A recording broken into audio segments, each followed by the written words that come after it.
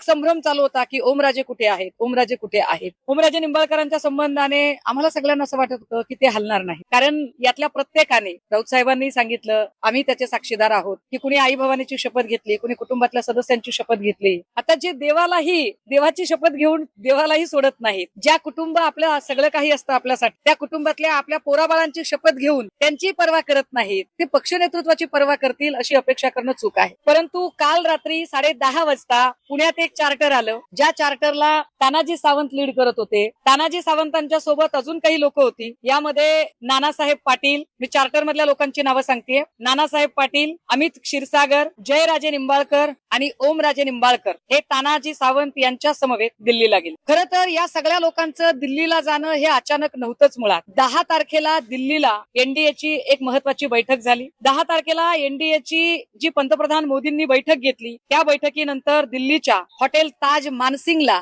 या सगळ्या लोकांची बैठक एकत्रितपणे झाली. या बैठकीत आता ज्यांनी गट स्थापनेचा वगैरे दावा आणि या सगळ्या बातम्या येत आहेत, हे सगळे लोक त्या बैठकीला उपस्थित होते. ओमराजेंच्या एका महत्वाच्या केसचा निकाल आहे. निकाल 20 तारखेला येणार आहे. निकालावर का बरं हे सगळं अवलंबून असावं? निकालामध्ये असा काही शब्द दिलाय का? कदाचित निकालामध्ये अशी काही आश्वस्तता आहे का की आम्ही तुमचा पारंपरिक राजकीय विरोधक, तुमची कायमची डोकेदुखी संपवून टाकू, तुम्हाला तुमचा राजरस्ता मोकळा असेल, असा काही शब्द मिळालेला आहे का? नागेश पाटील आष्टीकर बद्दल मी बोलावं तेवढं थोडं आहे, कारण नागेश पाटील आष्टीकर त्यांना असं वाटतं की ते सगळ्यात मोठे तिस्मार खान आहेत. परंतु नागेश पाटील आष्टीकरांच्या गेल्या 2 महिन्यांपासून चाललेल्या जेवणावळी असतील, बैठका असतील, या सगळ्यांच्या बातम्या आमच्यापर्यंत पोहोचत होत्या. मी दिल्लीत नसले तरी दिल्लीत तुमचे 500 असतील, आमचे 50 तरी असतील. त्यामुळे तुमची जेवणावळी कुठे झाल्या, तुमच्या बैठका कुठे झाल्या, या सगळ्या टीमचे मुख्य कॅप्टन संजय देशमुख आणि या सगळ्या टीमचे व्हाईस कॅप्टन नागेश पाटील आष्टीकर. ज्या आष्टीकरांनी परवा दिवशी सुद्धा रात्री फोन केला संध्याकाळी 7 वाजता आणि मला असं सांगितलं की ताई, नांदेडमध्ये लोहबंदेंच्या घरातली 2 मतं आहेत, तुमचे आणि लोहबंदेंचे संबंध चांगले आहेत, तुम्ही तेवढं त्यांना सांगा की रेखाताई लोहबंदेंचं मत माझ्या पोराला मिळालं पाहिजे, माझं पोरग विधान परिषदेला उभं आहे. सगळं काही समजून उमजून सुद्धा मी नागेश पाटलांचं बोलणं ऐकत होते, कारण नागेश पाटील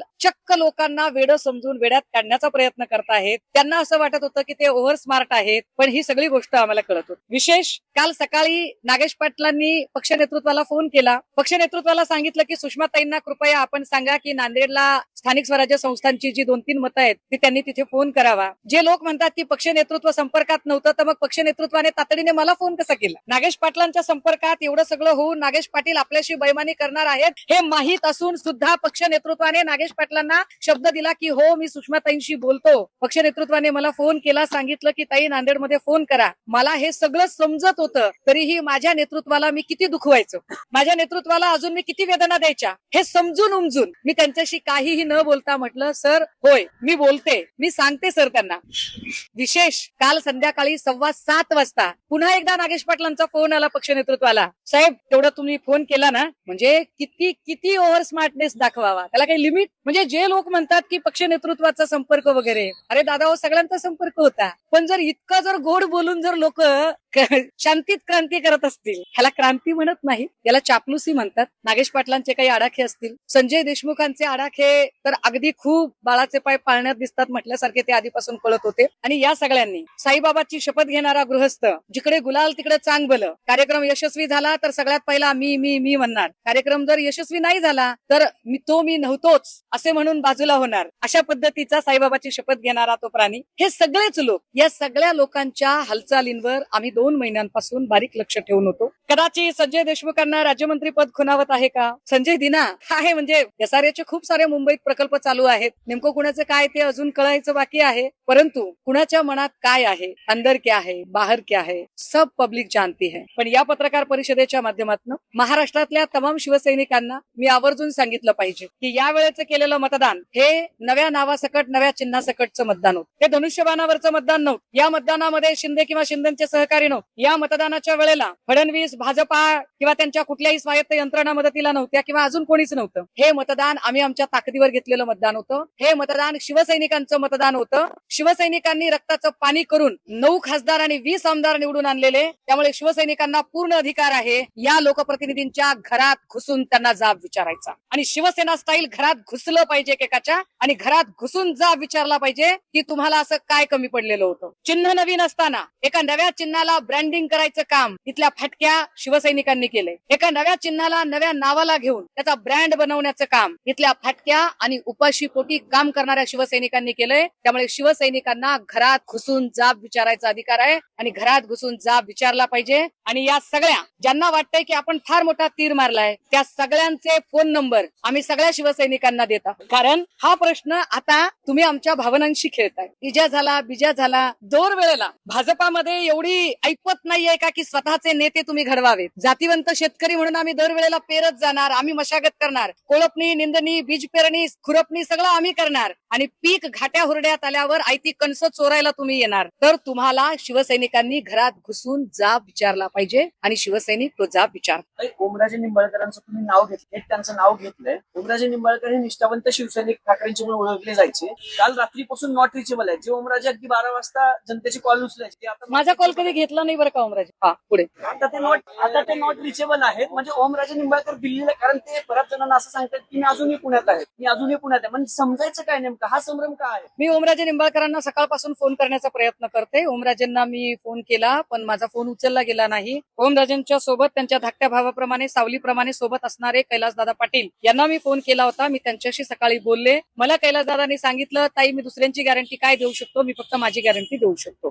त्यामुळे कैलास पाटलांच्या बोलण्यातली संदिग्धता काय ती बरीचशी बोलकी आहे. याच्या उपर जर असं वाटत असेल की नाही मी नाहीये त्यापैकी मी नाहीये तर गट स्थापन करायला किमान 6 लोक लागतात. मग ते 6 कोण नाही. गट स्थापन झाला हा दावा कुठून येतो? नाही, प्रश्न असा आहे ना की जर नाहीये तर ते समोर येऊन का सांगत नाहीयेत? माझा नाही ते समोर येऊन का सांगत नाही त्याचं उत्तर तेच स्वतः देतील. पण माझी माहिती मी मगाशी सांगितलं, नानासाहेब पाटील, अमित क्षीरसागर, त्याच्यानंतर जयराजे निंबाळकर आणि ओमराजे निंबाळकर या सगळ्यांच्या सह तानाजी सावंतांनी लीड केलं आणि तानाजी सावंत चार्टर मध्ये होते. तानाजी सावंत त्यांच्यासोबत होते दिल्लीला जाताना, ही माझी माहिती आहे. या सगळ्याच्या संबंधाने बैठक 10 तारखेलाच एनडीएच्या बैठकीनंतर दिल्लीच्या हॉटेल ताज मानसिंग मध्ये पार पडलेली होती. त्यामुळे हे फार व्यवस्थित विचार करून प्रत्येकाने आपापलं पॉलिटिकल सर्व्हायव्हनेस बघून आपापल्या महत्वाकांक्षा म्हणजे लोकांचं मॅन्डेट, लोकांचा विश्वास, लोकांच्या भावना सगळं पायदळी तुडवून ज्या पद्धतीने हे केलं गेलं. पण या सगळ्यातनं मला फडणवीसांना पुन्हा एकदा हे आवर्जून मी फडणवीसांना सांगितलं पाहिजे की फडणवीसजी तुमच्या प्रचंड सत्ताकांक्षा होत्या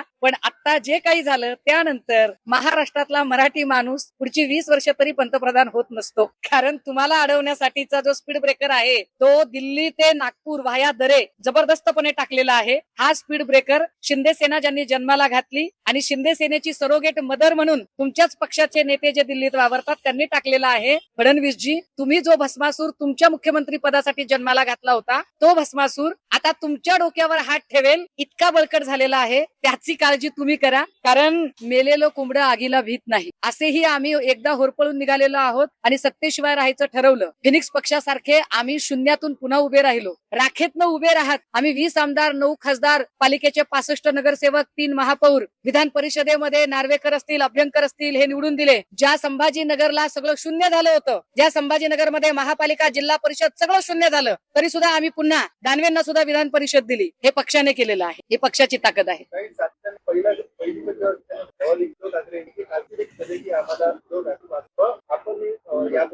नाही हे काय असतं ना, माझ्या गावाकडे एक म्हण आहे, निनांद्याला 12 बुद्ध्या असतात. ज्याला नांदायचंच नाही तो 12 कारण सांग. जर या लोकांचं जर हे कारण असेल तर मग मला सांगा तृणमूलचं काय कारण होतं, त्या 20 लोकांचं काय कारण होतं. ममता बॅनर्जी तर काळा कोट घालून अगदी कोर्टापर्यंत सुद्धा धावल्या होत्या, त्यांचं काय कारण होतं. अरविंद केजरीवाल तर स्वतः जेलमध्ये जाऊन आले, मग त्यांचं काय कारण होतं. पवार साहेब तर अगदी दादा गेल्यानंतर 3ऱ्या दिवशी नदी पाहणीसाठी गेले होते, त्यांचं काय कारण होतं. ही सगळी कारणं बकवास आहे. एकच महत्वाचं कारण आहे, 1 पार्टी 1 इलेक्शन. एका डिक्टेटरशिप कडे आपण जात आहोत. Absolute power and absolute corruption या दिशेनं हा प्रवास आहे. पण या सगळ्या प्रवासात ज्यांनी फोडाफोडीच्या समीकरणाला जन्म घातला, ज्यांनी ही सुरुवात केली ते देवेंद्र फडणवीस मात्र या निमित्ताने मुख्य प्रवाहातल्या राजकारणातनं बाजूला पडलेले आहेत. भाजपच्या राजकारणातनं आता देवेंद्रजींची किंमत शून्यवत होत चाललेली आहे. हे या निमित्तानं सिद्ध झालं. उद्याला आश्चर्य वाटायला नको की मुख्यमंत्री पद कदाचित फडणवीसांकडून जाऊन त्यांनी जन्माला घातलेल्या भस्मासुराकडे सुद्धा येऊ शकते. काही खासदार तर गेले 20 आमदारांची तुम्ही हे सांगितलं की 20 आमदार आहेत त्या आमदारांचं काय तेही जातील का आणि सुषमा आमदारांना देखील ऑफर होती त्या चार्टर्ड विमानात तुमचं देखील सीट रिझर्व होतं असं कळतं हे खरं आहे? नाही, सुषमा अंधारेंना ऑफर होती नव्हती याला काही अर्थ नाही. सुषमा अंधारेंना स्वतःला काय वाटतं हे जास्त महत्वाचं आहे. आम्ही आहोत इथे. आम्ही लढणार आहोत. तुमच्या नाव रिझर्व होत असं पण जायचं का नाही ते हे मी ठरवलं पाहिजे ना. मी काही आमदार नाहीये, मी काही खासदार नाहीये. लक्षात घ्या, मी आमदार नाही, मी खासदार नाही. त्यामुळे मी त्याच्यावरती काही फार भाष्य करू नये. पण एक नक्की आहे की जे 20 आमदार आहेत या 20 आमदारांनाही मग मेहकरचे सिद्धार्थ खरात असतील, वर्धाच्या साईडचे लवटे असतील, आळंदीतले बाबाजी काळे असतील, या प्रत्येक आमदारांना निवडून आणण्यासाठी आम्ही रक्ताचं पाणी केले. सुषमा अंधारेने स्वतः महाराष्ट्र 7 ते 8 वेळा उभा आडवा पिंजून काढलाय. हे सगळं ऑपरेशन टायगर नाव दिलं जाते ह्याला, हे सगळं मिस केलं असं म्हणून. डिलिमिटेशन बिल नामंजूर झाल्यानंतर सुडानं पेटलेली भाजपा कसंही करून ज्यांना राज्यसभेतला बहुमताचा आकडा गाठायचा आहे त्यांच्याकडून ज्या पद्धतीने तोडफोड होतीये ती तोडफोड उघड्या डोळ्याने सबंध भारत बघत आहे. पण काय असतं माहितीये का, जेव्हा खूप खूप अति होतं, अति झालं आणि हसू आलं. त्यामुळे या सगळ्या गोष्टींचं म्हणजे मला काही फार असा धक्का विक्का अजिबात वाटत नाहीये की सगळी स्वार्थानं बरबटलेली माणसं असतील तर यांच्याबद्दल आपण अजिबात वाईट वगैरे वाटून घ्यायला नको. कारण ज्या माणसांना जून महिनाच होता तोही 4 वर्ष झाली त्याला, त्या जून महिन्यातच जेव्हा ही सगळा पहिला विश्वासघात झाला, एका मोठ्या शस्त्रक्रियेनंतर उद्धव ठाकरे घराबाहेर पडले, महाराष्ट्र पिंजून काढला, एका दिवसात 6-6, 7-7 सभा केल्या, नव्या चिन्हासकट या सगळ्या लोकांना निवडून आणलं. त्याची जर यांना जाणीव नसेल, कुणाला कोर्टाची केस, कुणाला राज्यमंत्रीपद, कुणाला एसआरएचे प्रकल्प,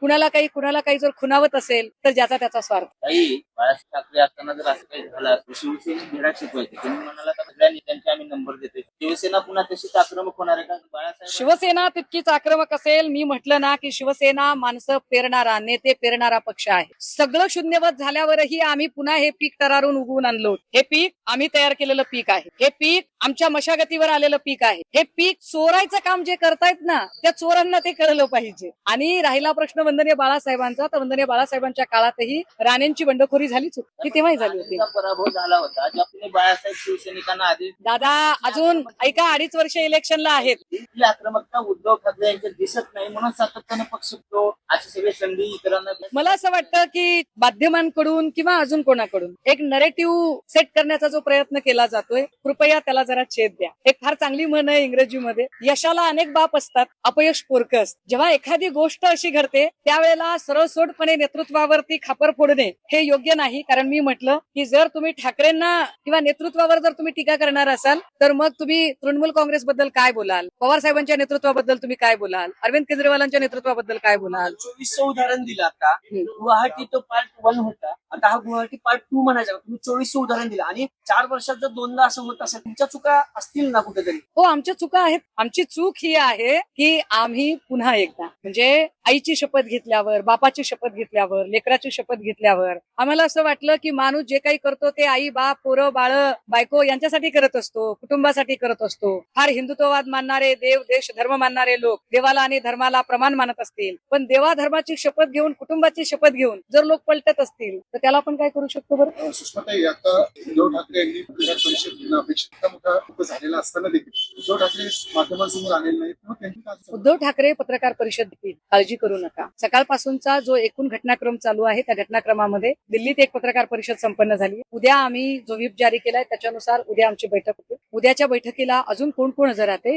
एक क्लिअर पिक्चर हातात येऊ द्या. त्या क्लिअर पिक्चर नंतर स्वतः पक्ष नेतृत्व सुद्धा आपल्या सगळ्यांशी संवाद साधेल. आता जी माहिती आमच्याकडे आहे, ज्या पद्धतीची माहिती येते ते सगळे अपडेट आम्ही आपल्यासोबत शेअर करणार. देसाई यांनी सावंत यांनी दिलेला आहे, परंतु आपला व्हीप उशिरा गेल्यामुळे इनव्हॅलिड ठरला अशी माहिती मिळते. तर हा व्हीप लागू ऐका, असं गृहीत धरा की आम्ही व्हीप काल दिला असता तर काय झालं असतं बरं? तर कदाचित ते म्हणाले असते की आम्हाला परवा दिवशीच पत्र मिळालेलं आहे, परवा दिवशी व्हीप दिला असता तर म्हणाले असते, काय करतोय? तर ते म्हणाले असते की आम्हाला 3 दिवसापूर्वी मिळालं आहे. त्यामुळे मी मगाशी म्हटलं की ज्या स्वायत्त यंत्रणा आहेत, निवडणूक आयोगासारखी यंत्रणा काय बायस्ड पद्धतीने वागू शकते हे मागची 3-4 वर्ष आम्ही बघत आहोत. आमच्या पक्ष आणि चिन्हाचा निकाल जो सगळ्यात महत्वाचा निकाल आहे आहे तो निकाल 4.5 वर्षांपासून लागत नाही. एका ज्युडिशियल मॅटर मध्ये कुणी बोलू नये असं म्हणतात. अरे बोलायचं नाही ज्युडिशियल मॅटर मध्ये, पण ज्युडिशियल मॅटर चालू असताना त्या संबंधातल्या आमदारांना फंड मात्र वापरता येतो. हे कुठल्या नियमात बसतं बरं? चंद्रशेखर बावनकुळे असं म्हणाले की भाजपचा यामध्ये काही संबंध नाहीये, परंतु शिंदेंनी फडणवीसांशी चर्चा करूनच ही सगळी ऑपरेशन टायगरची मोहीम राबवली. काय आहे, बावनकुळे जरा उतावीळ झालेत. बावनकुळेंना असं वाटतंय की आता जर खांदेपालट झाला तर मुख्यमंत्री पद आपल्याला मिळेल. बावनकुळेंना मुख्यमंत्री पदाचे डोहाळे लागलेत. पण या पत्रकार परिषदेत जाहीरपणे चंद्रशेखर बावनकुळे, मी नेहमी तुम्हाला सांगते की तुम्ही ओबीसी असल्यामुळे तुमच्याबद्दल एक आत्मीयता वाटते, पण हा भाबडेपणा सोडा. तुम्हाला आयुष्यात मुख्यमंत्री पद मिळणार नाहीये. तुमचं सोडा, तुमचा सहकारी ज्याची तुम्ही रोज ओढताय, आता त्याची सुद्धा खुर्ची धोक्यात आलेली आहे. जागे व्हा. तुम्ही जे काही पेरलेलं आहे ते दाम दुप्पट योजनेने आता उगवलेलं आहे. तुम्ही बळकट केलेला भस्मासूर आता तुमच्या डोक्यावर हात ठेवायला सज्ज झालेला आहे. त्यामुळे बावनकुळे प्लीज प्लीज जागे व्हा. फडणवीसांचं या ऑपरेशन टायगर मध्ये प्रेम आहे किंवा प्रत्यक्षात सहभाग आहे? नाही, मला असं वाटतं की देवेंद्र फडणवीसांची हातवलता आहे. हा, ठाकरे पुण्यातच म्हणाले की आम्ही आमच्या नेत्यांवर अंधविश्वास तो सगळीकडे असतो. बघा, विश्वासावर काय म्हणतात त्याला, उम्मीद पे दुनिया कायम आहे म्हटलं असं. विश्वासावर सगळं जग चालतं. जर एखादा नेता आपल्या पोराची शपथ घेतो, एकुलत्या एका पोरीची शपथ घेतो, आपलं लेकरू आजारी आहे असं सांगतो, आई भवानीची शपथ घेतो, शिर्डीच्या साईबाबाची, शिर्डी वही आते है जिने बाबा बुलाते है, त्या साईबाबांची शपथ घेतो, तर विश्वास ठेवणं स्वाभाविक आहे ना. काही मग आता ते जे 6 खासदार आहेत ना, शिंदे गट जो आहे किंवा शिवसेनेची शिंदेची शिवसेना जी आहे, त्यांच्याकडनं अधिकृत काहीच नाही आला. तुमच्याकडनं मात्र अधिकृत तुम्ही नावं घेतली. मग आता देशानं राज्यानं असं समजायचं का की हे 6 खासदार गेले तुम्हाला सोडून? ते कोण 6 गेले ते अजून आम्हाला कळायचंय. तुम्ही नाव घेतली की असं? ऐका, मी असं म्हटलं की रात्री कोण गेले, ते दिल्लीला अजून वेगळ्या कामाला गेले असं गृहीत धरू, पण ते गेले ना, ते रात्रीच गेले. ते सकाळपर्यंत जे सांगतायत की मी पुण्यात, तर ते पुण्यात नाही, ते रात्री गेले. नाही, संजय राऊत असं म्हणाले की व्हीप जारी झालेला आहे. उद्या जर हे 6 खासदार स्वबोली परतले नाही तर त्यांच्या विरोधात काही कायदेशीर कारवाई आपण करा. मी म्हटलं ना की नागेश पाटील अष्टीकर जे कालपर्यंत ओव्हर स्मार्टनेस दाखवत होते आणि ते असं दाखवायचा प्रयत्न करत होते की मी इथेच आहे. अगदी कालही ते बोलताना म्हणाले की साहेब माझी सही तिकडे कोणी करू शकतं बरं का, मी घरीच आहे. म्हणजे म्हणजे याला खूपच तयारीचा माणूस लागतो. नागेश पाटील अष्टीकर म्हणजे फुल तयारीचा माणूस. परंतु याची कुणकुण आम्हाला जेव्हापासून लागली तेव्हापासून आम्ही आमच्या ज्या काही लिगल गोष्टी आहेत त्यावर काम सुरू केलं होतं. आमच्या कायदेशीर बाबी आणि त्या संबंधाने कामकाज बघणारे खासदार अनिल भाऊ हे त्या संबंधाने दिल्लीमध्ये सातत्याने वेगवेगळ्या कायदे तज्ञांशी बोलत होते. त्यानुसार आम्ही कायदेशीर पावलं उचललेली आहे. व्हीप जारी झालेला आहे आणि त्याच्या इतर अजून जे लिगल आस्पेक्ट आहेत, मला कल्पना आहे मी हे सगळं बोलल्यानंतर भाजपची वफादारी केल्यामुळे ज्या निकमांना राज्यसभा मिळाली ते निकम लगेचच याचा लिगल आस्पेक्ट कसा चूक आहे कसा बरोबर आहे हे सांगायला पोपटासारखे पुढे येतील. पण आम्ही त्यांनाही सांगितलं पाहिजे की जर खासच तुम्ही लोकशाहीचे भोगते असाल तर पार्लमेंटरी डेमोक्रेसी अभ्यासा, डिफेक्शन लॉ अभ्यासा आणि मग बोला. तर या सगळ्या राजकीय परिस्थितीला ना ऑपरेशन टायगर असं नाव देण्यात आलंय. संजय राऊत असं म्हणाले की या निमित्ताने त्यांना कळलं की आम्ही टायगर आहोत आणि ऑपरेशन टायगर. मग ऑपरेशन टायगर शिंदेचं सक्सेसफुल झालंय?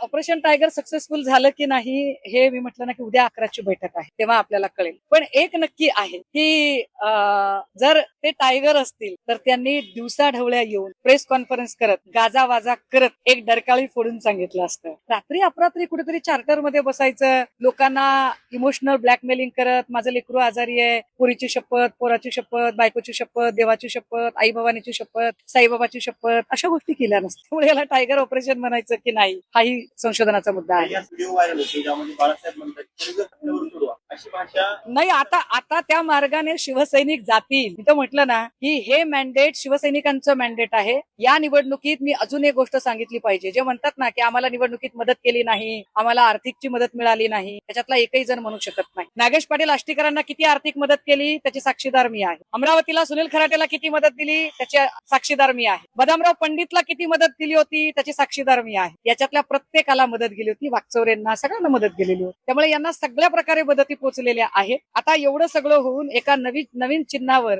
एवढी मेहनत घेऊन ज्या शिवसैनिकांनी दिवस रात्र मेहनत घेऊन, काही शिवसैनिक तर बिचारे पदाशिवाय काम करणारे आहेत. आमच्या सोशल मीडियासाठी काम करणारे सगळे लोक उत्स्फूर्तपणे काम करतात. हे उत्स्फूर्तपणे काम करणारे जे लोक आहेत ज्यांनी हे जनमत तयार करायला मदत केली त्या सगळ्या शिवसैनिकांना बेशक हा अधिकार आहे की त्यांनी लोकप्रतिनिधींच्या घरात घुसून जाब विचारला पाहिजे. एक बाळासाहेब ज्या प्रकारे सांगितलं होतं की अशा प्रकारे करा म्हणून तो साहेब काही सांगत नाही, तो साहेब बोलत नाहीत, आक्रमक भूमिका घेत नाहीत म्हणून वाटत नाही. अच्छा, म्हणजे एखाद्याचा चांगुलपणा हा तुम्ही त्याचा दुर्गुण ठरवता, एखाद्याने दाखवलेला विश्वास हा त्याचा दोष तुम्ही समजता. म्हणजे फडणवीसांनी दाखवलेला कपटीपणा हा फडणवीसांचा गुणवत्ताधारक गुण आहे असं तुम्ही समजता. वा, धन्यता आहे.